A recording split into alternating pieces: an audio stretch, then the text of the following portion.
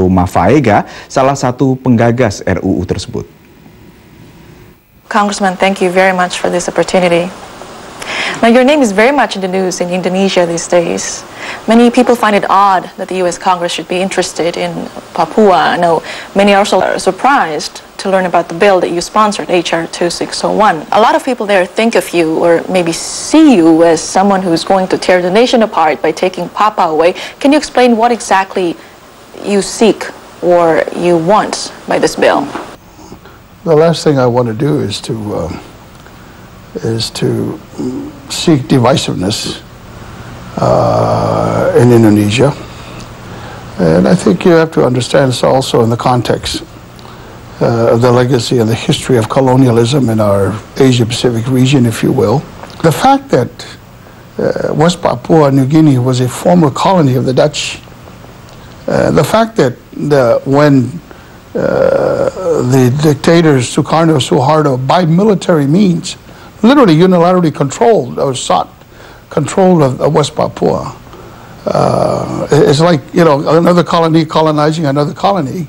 I think history bears this out as a fact. This is not some theory that I'm stating here.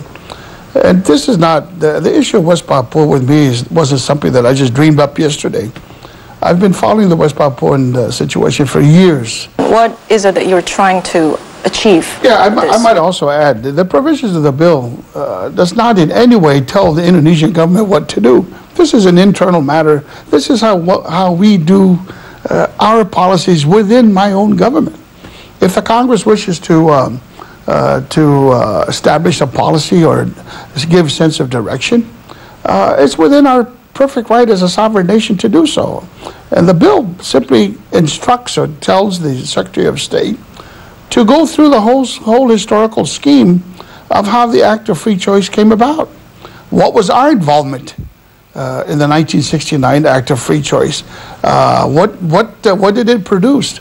I've never heard of a plebiscite or referendum where you select 1,022 elders out of 800,000 people and to make a declaration that this is democracy. Okay, so you're suggesting, if I may, yeah, to reassess or to maybe hold another referendum for Papua? No. I'm saying let's review first the circumstances surrounding the Act of Free Choice, if you call it Act of Free Choice, because there are many conflicting, not only views, but facts and information how Suharto administered this whole plebiscite or referendum. And does it fall in line with international practice of how referendums and plebiscites take place? And these are some of the questions that some of us and members of the Congress want to know. And we're simply saying to the Secretary of State, we want to know what the situation is dealing with the Act of Free Choice. And secondly, also we're telling the Secretary of State, find out what the status of this autonomy law that the Indonesian Parliament passed in 2001. Where are we? 4 years later, what has it given? Has it really given some measure of self-government to the Papuan people? And the facts and information that we're getting is absolutely not. Why now? Why not years ago? Is it because you have more evidence now than you did before? That, yes, to a great extent, we have more evidence of that now.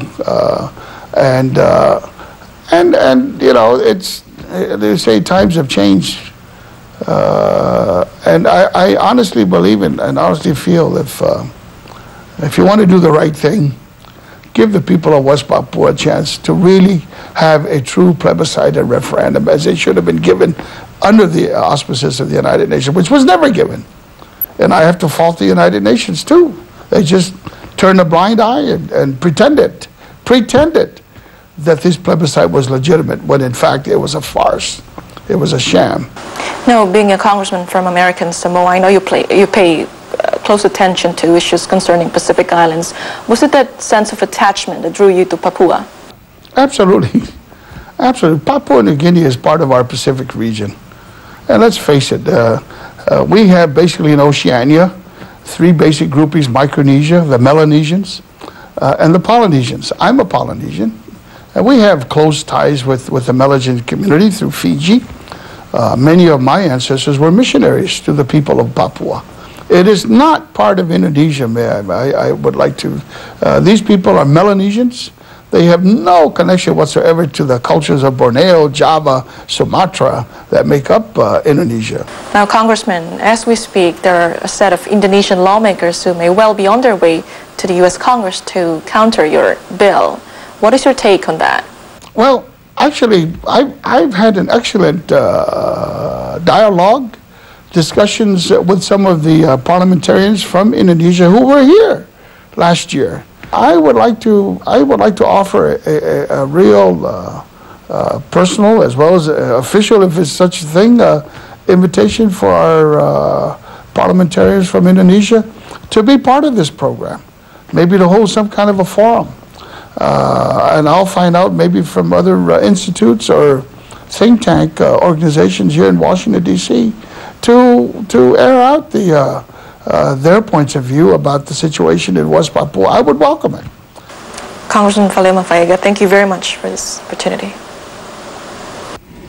Wawancara Sondang Sirait dengan anggota Kongres Eni Faleomavaega. Dan kami akan kembali setelah pesan berikut.